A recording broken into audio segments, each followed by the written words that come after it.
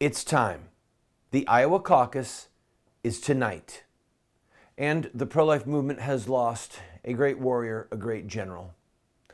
I'm Randall Terry. This is Voice of Resistance.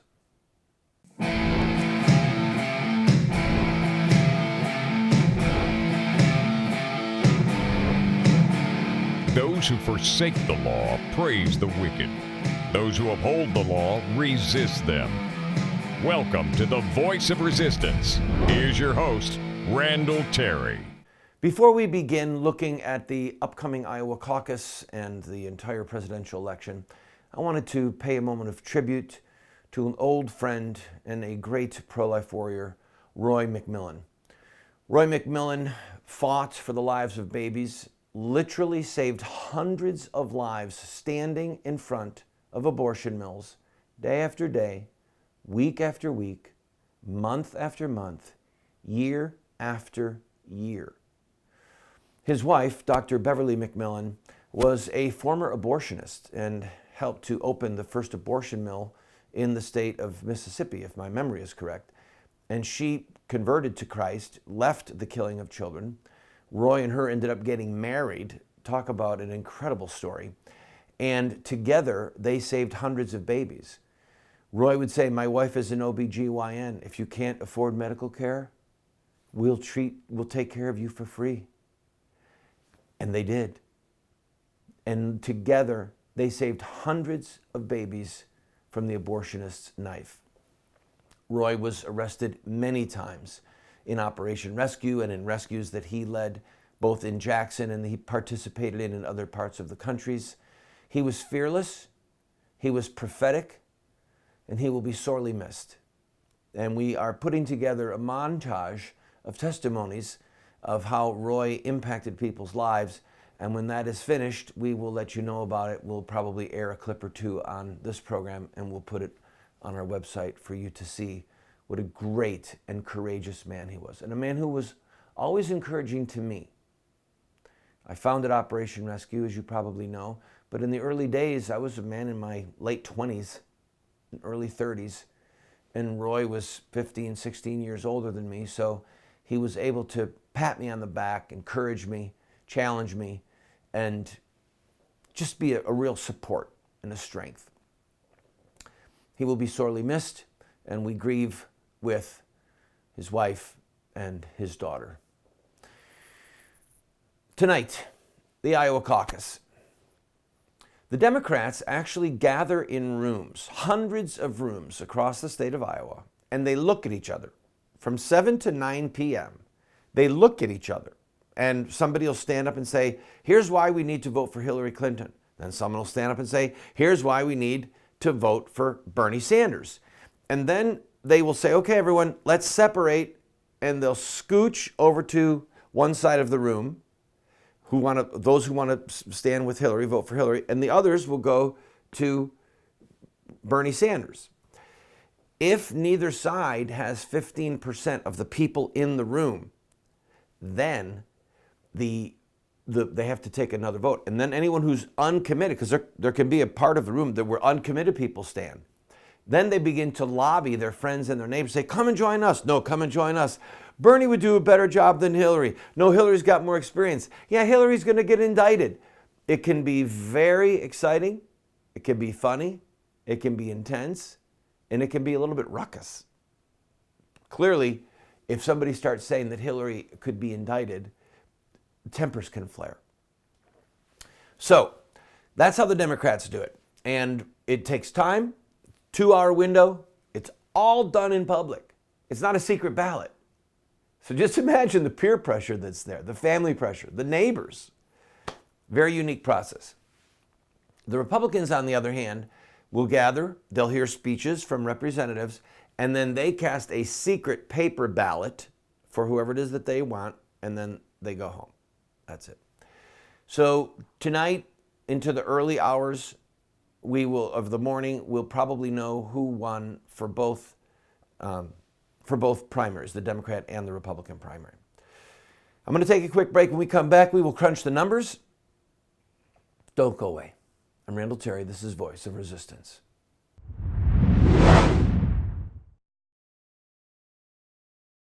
Friend, we are in the middle of producing a 14-part epic television series called What Would Mohammed Do?, explaining Islam and ISIS to the West.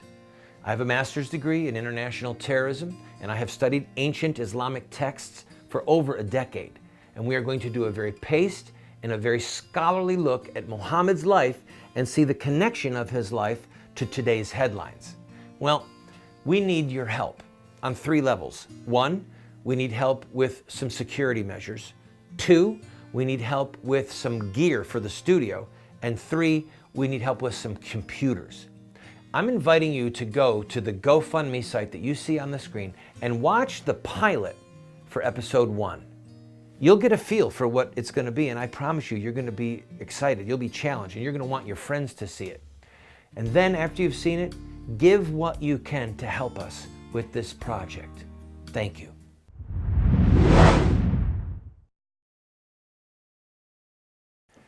Let's start with the exciting and then move to the dark. The Republican primary, no one has seen anything like this literally in their lifetimes. When you look at the race in 1980 with Ronald Reagan, or in 1976 with Reagan against sitting President Gerald Ford, those were both intense races, especially 76, a lot of drama there. 1980, when it became clear that Reagan was going to win the nomination, boy, the secular media, the liberal media, the left wing, they started to come unhinged against that beloved president. Those were intense and exciting races. There have been some exciting spots in races since then. But on the Republican side, no one has seen anything like this in their entire lives.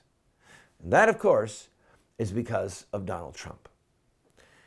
Now, what Donald Trump has brought to the table is the ability to speak freely against the Republican establishment and against the media. Those 2 things have been so central to the wildfire that is spreading around the country regarding contempt for the establishment and contempt for the media. Right now, the polling shows this: 27 points for Trump in Iowa, 22 for Ted Cruz, 15 for Marco Rubio, and then Ben Carson coming in at around 10 points. The national polls almost make it seem inevitable right now that Trump is going to win the nomination. He is, listen, in the low 40s, and the next closest contender in the latest poll that I just saw shows Ted Cruz at number 2 in the low teens. Okay? The only way that Cruz could make a comeback is if he does exceptionally well in Iowa, which he might win tonight. It's very possible that Ted Cruz could win tonight. And then he is able to raise enough money to stay in the race through New Hampshire, South Carolina, Florida, Nevada. And if others like Jeb Bush, Marco Rubio, Ben Carson, if they begin to drop out of the race, then if some of those voters coalesce around Cruz to become the anti-Trump candidate, then and only then could Ted Cruz make a comeback to the point where he could either win the nomination or stay in the process with Trump long enough to keep either of them from having enough delegates when they get to the convention, and it would have to be a brokered convention. Now, please forgive me, I'm way ahead of myself. We have a lot of primaries that are going to take place, and it is going to be a very intense season. But this is something that you've got to remember. Money. Money. If these candidates cannot raise money to pay their staffs, to travel, and to get out literature and to put television and radio ads on the air, they become non-contenders almost instantly. So if you look at what happened to Governor Scott Walker, he imploded and was unable to raise money, and literally the money in his war chest vanished, And he said, I'm done. I can't be viable. If I can't raise money and maintain this staff and maintain this momentum and this infrastructure, I can't win the primary. And he pulled out. So again, having said this repeatedly, what makes Trump such a threat to all other comers is his almost bottomless pockets. He can self-fund this. He can self-fund more than all the other Republican candidates combined if he wants to. Which takes us to Hillary. Hillary Clinton is in a world of hurt right now. We're going to talk about it when we come back, and we will discuss Trump versus Hillary or Cruz versus Hillary just for the fun of it, or the Attorney General of the United States, the people of the United States versus Hillary Clinton. That's got a nice ring to it. That's how criminal charges are brought. The people of the United States of America versus Hillary Clinton. Hillary for prison.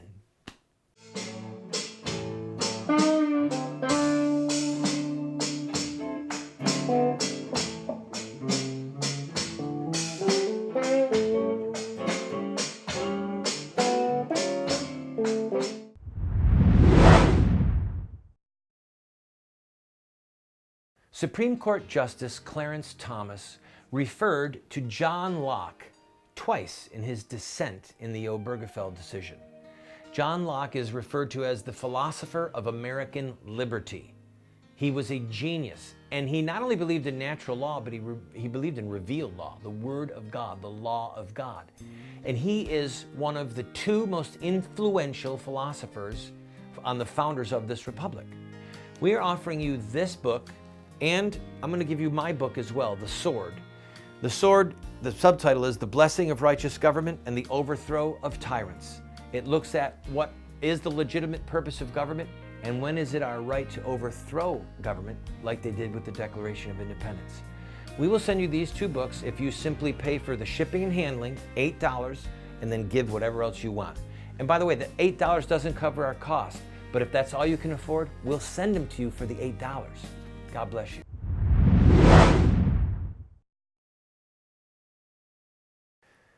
Tomorrow morning, we will know if Bernie Sanders beat Hillary Clinton or Hillary Clinton beat Bernie Sanders.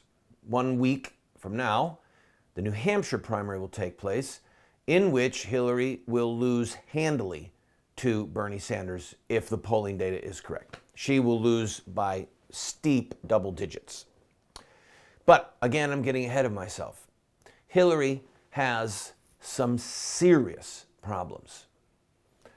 At the end of last week, the State Department said that it would not release 22 emails because the information in them was not only top secret, it was beyond top secret. And in this morning's press, a spokesman is quoted as saying that lives would be at risk if any part of the emails were released. What that means is that foreign operatives of ours, people that some people call spies, people that are working with the United States for our intelligence interests and our security interests, people, whether they're Americans or whether they're foreign nationals, could be murdered if the contents of these emails were made public. This is not going to go away. This is the political noose around Hillary's neck. Ted Cruz or Donald Trump, if either one of them become the nominee, they will flog her with this incessantly.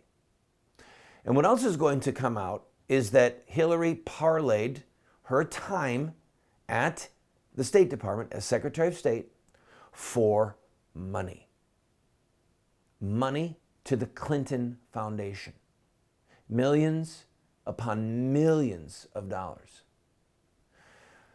If Ted Cruz or Donald Trump is the nominee, then they will not stop beating this. They will, like a dirty rug, they will just keep beating it, and all of the dust and the dirt and the particles are going to come flying out, and Hillary is going to be the one choking on the dust and the dirt and the smoke. People just won't trust her. She won't be able to overcome it. Hear me. I am making the prediction now that if Hillary does become the nominee, she will not be the president if Trump or Cruz gets the nomination, especially Trump. Think with me how Trump has dismantled certain Republican opponents just with a phrase, with a speech or two, just literally push them off to the side. He will do that incessantly with Hillary. And here's Hillary's next problem. Bill Clinton, her husband, and his abuse of women. They've been doing a lot of polling data. They've been doing a lot of research showing that many of the so-called millennials, the young people, were either too young or not even born when Bill Clinton's scandals were being reported on and then suppressed, reported on and suppressed. Hillary, for her part, says that she is the one who will fight for women's rights. And then, but she turned around and silenced woman after woman after woman who came forward with stories about Bill Clinton. Hillary herself made it her objective to silence the so-called bimbo eruption, to suppress the bimbo eruption. That's what they called it back in the 90s. Bill Clinton at the time was a political genius. He was able, heaven knows how, to come out of all of that, not lose the presidency. The House impeached him, but the Senate refused to convict him. There's a lot of people who don't even know that that happened. But this today is not then. And there are women who are coming out against Hillary, Democrat women, who are coming out against Hillary because they perceive Hillary to be a hypocrite. I heard a number the other day that Bill Clinton's approval rating, now again, he's a former president, and for a while he was the most popular former president in American history. A poll the other day came out and showed his approval rating at 28%. That's an all-time low for Bill Clinton, either as president or as former president. And so if Hillary does get the nomination, Ted Cruz or Donald Trump, especially Donald Trump, will make Bill Clinton and his escapades a part of the campaign because Hillary sought to suppress the truth and sought to silence his opponents. She's in a world of hurt, people. Between emails and her husband's behavior, I don't believe that she can be president if Trump or Cruz gets the nomination, because they will flog her with it. If Mitt Romney, on the other hand, was to get the nomination by some crazy brokered deal, we can ensure a Hillary presidency, because Romney won't go after her on these points, like he wouldn't go after Obama on certain things. And then the Republicans would, in fact, lose. So don't believe the nonsense that Hillary could beat Trump. No chance. The mood of the country is not right for an old establishment politician who has made millions off of parlaying her office and fought to suppress the truth and put lives at risk with her emails. The country is not in the mood to elect that woman if these issues are focused on. I'll be right back. Don't go away.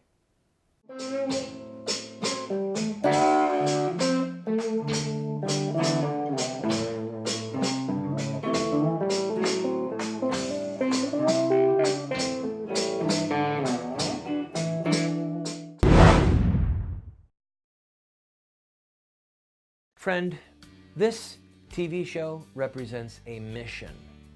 It's to be a voice of resistance to the evil in the land, but also to inspire people like you to take a stand at any level that you might be able to equip you, to inspire you, to challenge you, to give you the rhetorical ammunition that you need. but we still have to pay bills. This program, as you know if you're a regular viewer, we don't spend a lot of time raising money. We don't spend a lot of time saying, oh, you need to buy this and we're going to run. No, we're bringing you a message, but we still have bills that we need to pay. I'm asking you, if you have been blessed by this show, to please go to our website or send a check to the address you see on the screen or call the phone number that you see on the screen and use your credit card and to give $50 or $100 or $500 just to help us meet our normal expenses. And we'll keep bringing you this hard-hitting show.